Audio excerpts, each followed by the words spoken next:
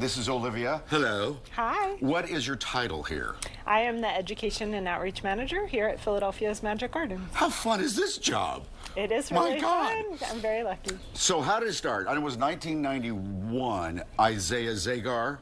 That's right. He's still with us. He is, He yeah. and his wife, Julia, who they met probably in the 60s? They did, early yeah. 60s? They've been married 60 years this year. What was the idea? So the idea was Isaiah had always wanted to make something like this. He had been kind of experimenting on other buildings, and then it was, different circumstances that allowed him to make this, but it had always kind of been in his brain. And he picked up a piece of glass or a mirror and stuck it in.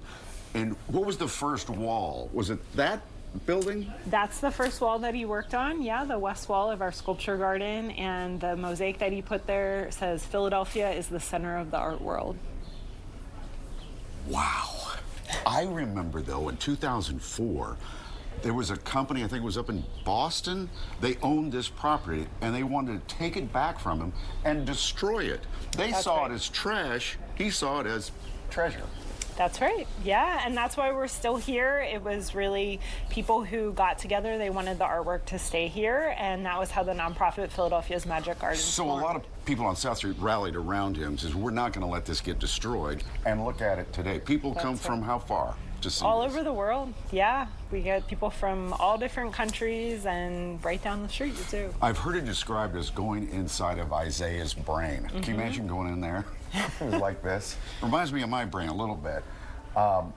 What do people say? How do you describe it, first of all? Well, that's a good question.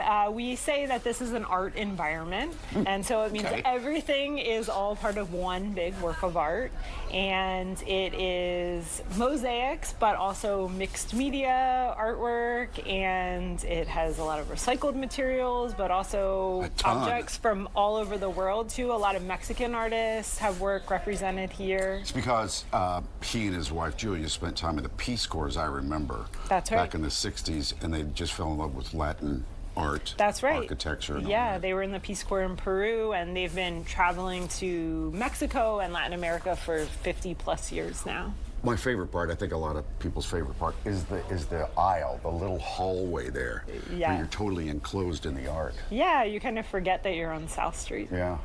Well, that's for sure. It kind of helps save South Street, actually. Let's do this. Let's go count all the bottles. Okay, we actually did that. No way. Recently, yes. How many? We had a contest. Now you're putting me on the spot. I don't remember exactly, but it was more than 6,000. 6,000 bottles. I've probably been through 6,000 bottles in my life. Well, that's a whole nother story. Thank you. Yeah, you're Awesome. welcome. What are the hours? Our hours are Wednesday through Monday, so we're closing on Tuesdays, 11 to 6. Okay. Good to see you. Thank More than you. 2 and 5 after this.